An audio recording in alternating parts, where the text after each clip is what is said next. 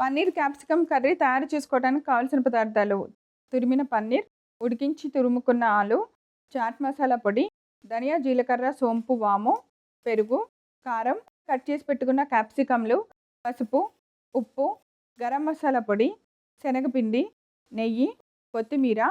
Paneer capsicum curry తయారు చేసుకునే విధానం: ముందుగా ఒక మిక్సింగ్ బౌల్ తీసుకొని అందులో పన్నీర్ తురుమును తీసుకోవాలి. ఉడికించి తురుముకున్న ఆలును కూడా వేసుకోవాలి. తర్వాత దానికి ఒక స్పూన్ శనగపిండి వేసుకోవాలి. సరిపడినంత ఉప్పు వేసుకున్న తర్వాత ధనియాలు, జీలకర్ర, సోంపు, వాము, కొద్దిగా కొత్తిమీర, అలానే చాట్ మసాలా పొడి వేసి బాగా మిక్స్ చేసుకోవాలి. ఇప్పుడు ఇలా మిక్స్ చేసిన ఈ మిశ్రమాన్ని మనం పైన కట్ చేసి బౌల్స్ లాగా తయారు చేసుకున్న క్యాప్సికమ్ లోపలంతా ఫిల్ చేసుకొని స్టవ్ వెలిగించుకోవాలి. పాన్ పెట్టి అందులో నెయ్యి వేసి వేడెక్కనివ్వాలి. తర్వాత దానిలో ముందుగా ధనియాలు, జీలకర్ర, సోంపు, వాము వేసి తాలింపు పెట్టుకోవాలి. ఇప్పుడు మనం స్టఫ్ చేసిన అన్ని క్యాప్సికమ్ ముక్కల్ని పాన్ లో వేసుకొని సరిపడినంత ఉప్పు వేసి బాగా కలిపి మూత పెట్టి బాగా మగ్గించుకోవాలి.